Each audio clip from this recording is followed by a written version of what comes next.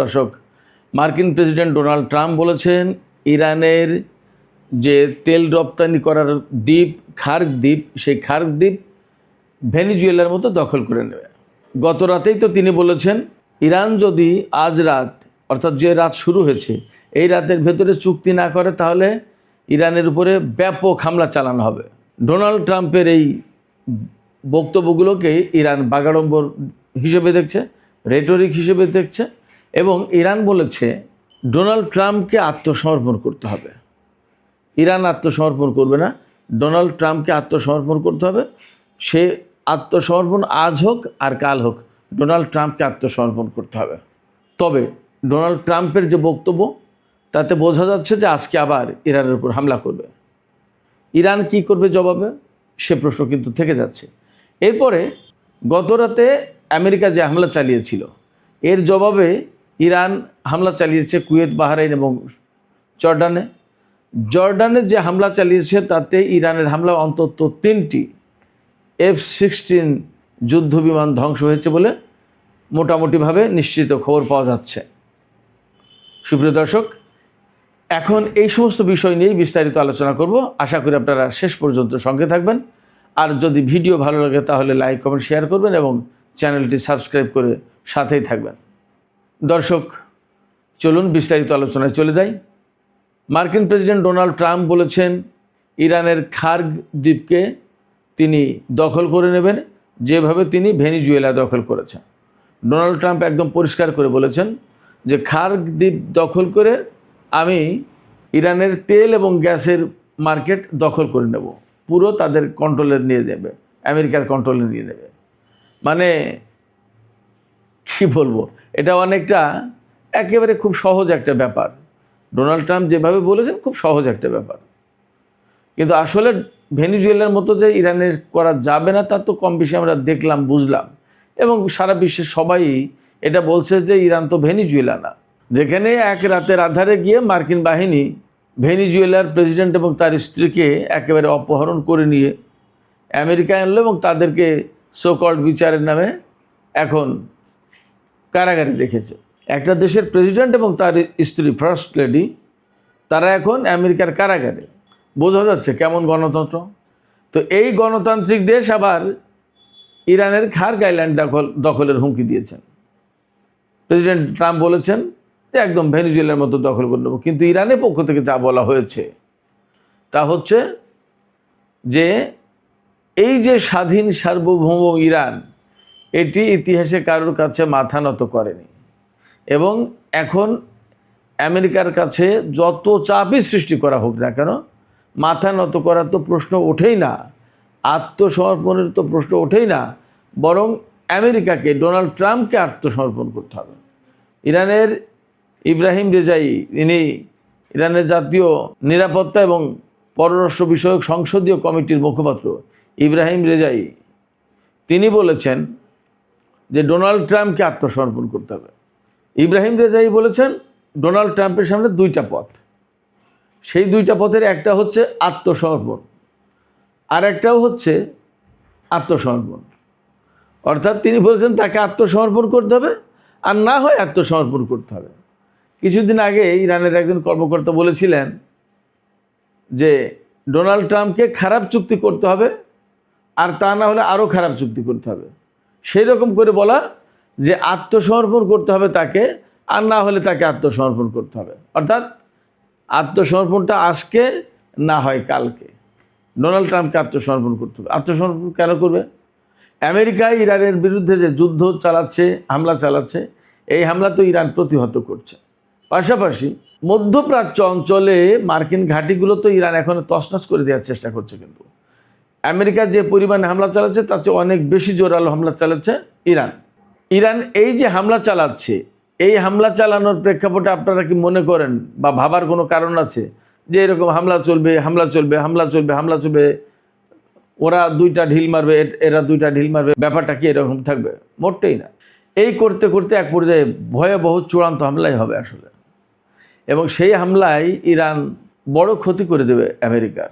এবং আপনারা নিশ্চিত থাকেন, আমার যা মনে হচ্ছে তাতে আমেরিকার সেনারা মধ্যপ্রাচ্যে থাকতে পারবে না। হরমুজ প্রণালী তো বন্ধ করে দিয়েছে। হরমুজ প্রণালী দিয়ে আমেরিকা আর কখনোই জাহাজ আনা নেয়া করতে পারবে না, যা পরিস্থিতি। ইরান নামক যদি দেশটা থাকে তাহলে আমেরিকা এই ফ্যাসিলিটি আর পাবে না, এটা একদম চিরদিনের জন্য বন্ধ তাদের জন্য। তো ব্যাপারটা যদি তাই হয় তাহলে মধ্যপ্রাচ্যে অনেকগুলো ঘাঁটি মেনটেন করা আমেরিকার পক্ষে সম্ভব হবে না। এবং এখন ইরান যেভাবে আমেরিকার ঘাঁটিগুলোর উপর হামলা চালাচ্ছে একের পর এক, তাতে ইরানের ক্ষেপণাস্ত্র আসলে মোকাবেলা করা কঠিন। যেমন গত রাতে যে হামলাগুলো হয়েছে, এরবিলে, ইরাকের এরবিলে রাডার সিস্টেমের উপর হামলা চালিয়েছে। কুয়েতের বিমান ঘাঁটিতে ব্যাপক হামলা হয়েছে। বাহরাইনে পঞ্চম নৌবহরের ঘাঁটিতে তো হামলা হয়েছে। জাবাল আর দুখান এই বিমান ঘাঁটিতে হামলা চালিয়েছে বাহরাইনের। এই বিমান ঘাঁটিতে রাডার সিস্টেম ধ্বংস হয়েছে। আর জর্দানে যে F-15, F-16 এবং F-35 এই 3 রকমের বিমানের হ্যাঙ্গার লক্ষ্য করে 12টি ক্ষেপণাস্ত্র ছুঁড়েছে। এবং 12টি ক্ষেপণাস্ত্র শুনে আপনাদের হয়তো মন খারাপ হতে পারে যে মাত্র 12টি। এই 12টি ক্ষেপণাস্ত্রের মূল্য অনেক এবং অনেক ভারী শক্তিশালী। খাইবার শেখান বা ফাত্তার-2 এই ধরনের ক্ষেপণাস্ত্র যদি হয়, খাইবার শেখান নিশ্চিত সেখানে ছুঁড়েছে। এগুলো অনেক দামি, অনেক ভারী, অনেক পাওয়ারফুল হাইপারসনিক ক্ষেপণাস্ত্র। খাইবার শেখান যে ক্ষেপণাস্ত্র ছুঁড়েছে সেই ক্ষেপণাস্ত্র যখন উপর থেকে নিচের দিকে আঘাত হানতে ছুটে যায় তখন সর্বোচ্চ গতি হয় 9 ম্যাক। 9 ম্যাক মানে শব্দের গতির 9 গুণ বেশি। 1 সেকেন্ডে একটা শব্দ 1100 ফুট দূরে চলে যায় 1 সেকেন্ডে। আর ওই ক্ষেপণাস্ত্র তার 9 গুণ যাবে। চিন্তা করেন, 1100 ফুট আর ওখানে 9900 ফুট হবে, তাহলে 9 গুণ যদি যায়। তো এত দ্রুতগতি সম্পন্ন ক্ষেপণাস্ত্র, এই হাইপারসনিক ক্ষেপণাস্ত্র আমেরিকা, ইসরায়েল কারোর এগুলো মোকাবেলা করার কোনো যন্ত্রপাতি নেই। থার্ড পেট্রিয়ট সব ব্যর্থ। তো এই সমস্ত যন্ত্রপাতি দিয়ে আমেরিকা তাদের সামরিক বাহিনী দিয়ে খার্ক দ্বীপ দখল করে নেবে, এটা আসলে ভাবা অসম্ভব ব্যাপার। আমি আরও বলছি অসম্ভব এই কারণে যে আমেরিকা এখনও পর্যন্ত ইরানের বিরুদ্ধে কোনো স্থল অভিযান চালাতে পারেনি। বিমান এবং স্থল অভিযান মিলে একটা চালাতে গিয়েছিল ইস্পাহানে, ওই যে পাইলট উদ্ধারের নামে যে ইউরেনিয়াম আনার যে মিশন, সেই মিশনে কি ভয়ঙ্করভাবে আমেরিকা মারটা খেয়েছে আপনারা সবাই দেখেছেন। কতগুলো বিমান ধ্বংস হয়ে গেছে। ইরানের হামলার মুখে মার্কিন সেনারা আর ইসরায়েলি সেনারা পালানোর জন্য ব্যাপক তৎপরতা চালিয়েছিল, দৌড় ঝাঁপ করে পালিয়েছে। 2টো বিমান থেকে গেছিলো, সেই 2টো বিমান বড় গুরুত্বপূর্ণ বিমান, সেগুলো বোমা মেরে ধ্বংস করে দিয়েছে। তার আবার খুব সেন্সিটিভ যন্ত্রাংশ ইরান হাতিয়ে নিয়েছে এবং সেটা রিভার্স ইঞ্জিনিয়ারিং করে আমেরিকার চেয়ে গুরুত্বপূর্ণ বিমান বানিয়ে ফেলবে। জাস্ট সময়ের ব্যবধান, একটু সময় প্রয়োজন। তাই যখন আমেরিকা খুব ভয়াবহ যুদ্ধের ভিতরে স্থল অভিযান চালাতে গিয়ে এই মার খেয়েছে, আমি তো স্থল অভিযান বলি না, এটা বিমান এবং স্থল অভিযান মিলে যে মারাত্মক রকমের মারটা খেয়েছে। এখন সত্যিকার অর্থে স্থল অভিযান চালাতে গেলে কি পরিস্থিতি দাঁড়াবে আমি তো কিছুই বুঝি না। ইরানের জনগণ যেভাবে জেগে আছে লাঠি সোটা নিয়ে, রাইফেল বন্দুক থেকে শুরু করে লাঠি সোটা নিয়ে, মানে আমেরিকান সেনাদের বিরুদ্ধে এরা লড়াই করার জন্য টকবক করছে পুরো ইরানি জাতি। সেখানে আমেরিকা স্থল অভিযান চালানোর কথা এখনও চিন্তাই করতে পারছে না। আগে একবার চিন্তা করেছিল মার্কিন প্রেসিডেন্ট ডোনাল্ড ট্রাম্প, কিন্তু পরবর্তীতে ওই ইস্পাহানের ওই কাহিনী দেখে ওই স্থল অভিযানের কথা মাথা থেকে ঝেড়ে ফেলতে বাধ্য হয়েছে। তারপরে কি করেছে? তারপরে যেটা করেছে সেটা হচ্ছে ইরান এবং ইরাক সীমান্তে যে সমস্ত কুর্দি বিদ্রোহী আছে, যারা ইরান থেকে বিচ্ছিন্ন হতে চায় বা ইরানের সরকারের বিরুদ্ধে সশস্ত্র সংগ্রাম করতে চায় বা লড়াই করতে চায়, এই যে কুর্দি শ্রেণী যেটা সিরিয়ায় ব্যবহার করেছিল SDF, কুর্দি SDF গ্রুপ আমেরিকা ব্যবহার করেছিল কিন্তু বাশার আল আসাদ সরকারের বিরুদ্ধে, এইরকম একটা কুর্দি গ্রুপকে দিয়ে আমেরিকা ইরানের ভেতরে প্রবেশ করাতে চেয়েছিল এবং তাদের দিয়ে বিভিন্ন রকম কেওয়াস কন্দল একটা গৃহযুদ্ধের মতো একটা পরিস্থিতি তৈরি করে একটা অভিযান চালাতে চেয়েছিল ইরানের সামরিক বাহিনীর বিরুদ্ধে। কিন্তু এই কাজ আর করেনি কুর্দিরা, এইটাতে পাত্তা পায়নি এবং ইরান হামলাও চালিয়েছে তাদের উপরে, একদম নাস্তানাবুদ করে দিয়েছে। সেক্ষেত্রে আমেরিকার পক্ষে খার্ক দ্বীপ দখল করা অসম্ভব ব্যাপার, কোনো জায়গায় কোনো সিমটম আমি দেখছি না। এই খার্ক দ্বীপ দখল কেন করতে চাই?